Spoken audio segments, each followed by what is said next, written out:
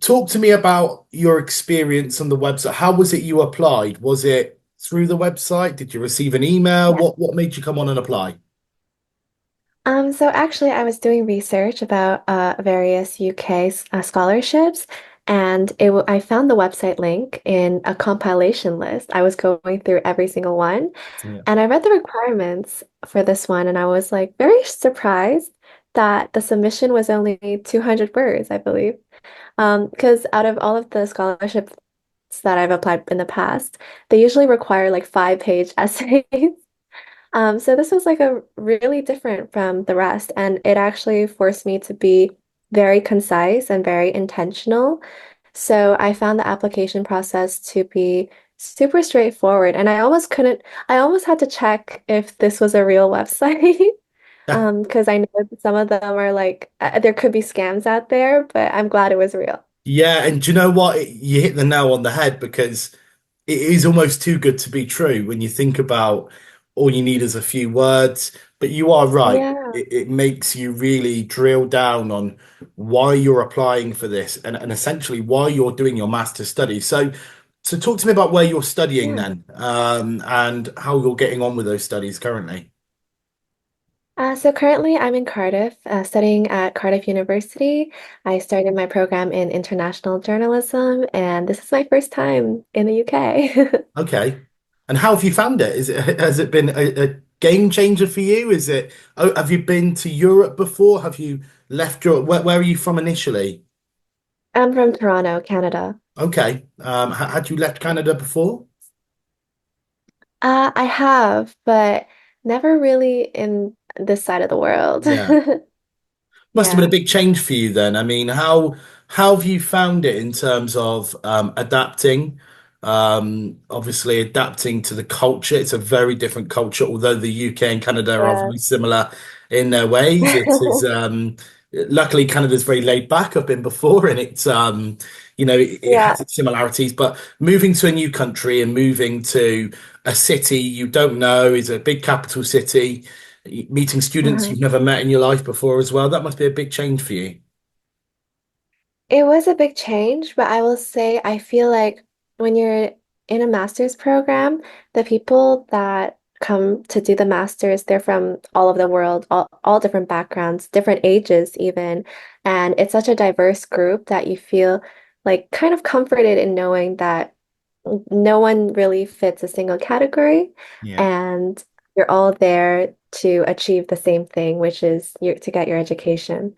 Yeah. And journalism in particular, the course that you're studying, it Mhm. will set you up for life, really, you moving to Cardiff, because journalism, as you will know, will be such a mobile industry in terms of you've got to be in your feet, you've got to Yeah. be out and about, can't sit still or you fall backwards a little bit, and that old saying. So, um, what are the plans for you next? So you will finish you'll graduate, you'll finish your course.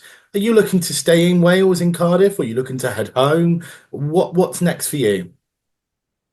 I'm definitely looking to expand my horizons and possibly work in Europe or the UK, depending on the company. But I think it's great that Cardiff has such um, like strong ties with different media corporations like the BBC, or Wales Online, and it's a good environment to be in because the network here is amazing. Yeah, of course. And what stage will you look to take the next steps? Obviously, will you wait until you fully graduated from Cardiff, or are you looking with one eye open now to say, right, what do I want to do next? Where do I want to be? Or, ha has time allowed you to do that?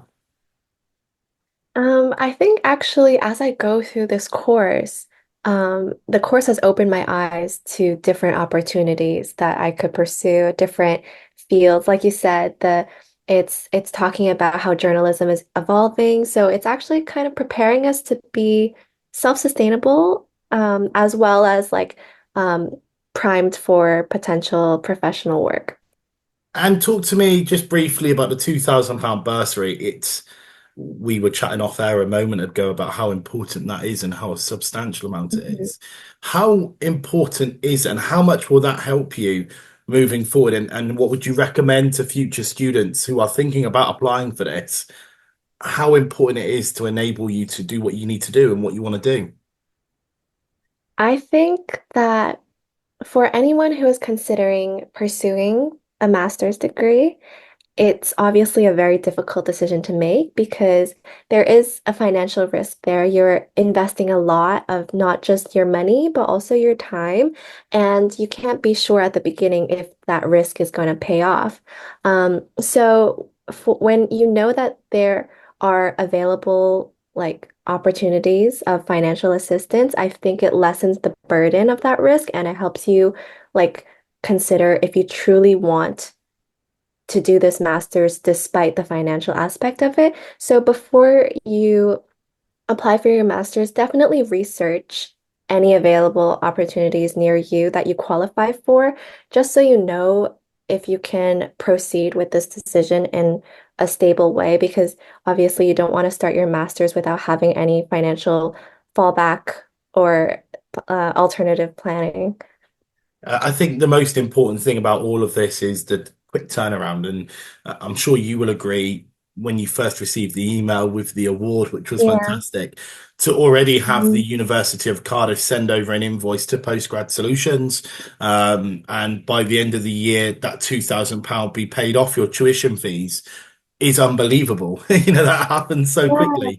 Um, Thank you for your time, Jess. I really appreciate that. I won't take too much of your time up because I know you're very busy. I'll let you carry on and thank you. And we look forward to catching up with you more, hopefully into 2025. Thank you.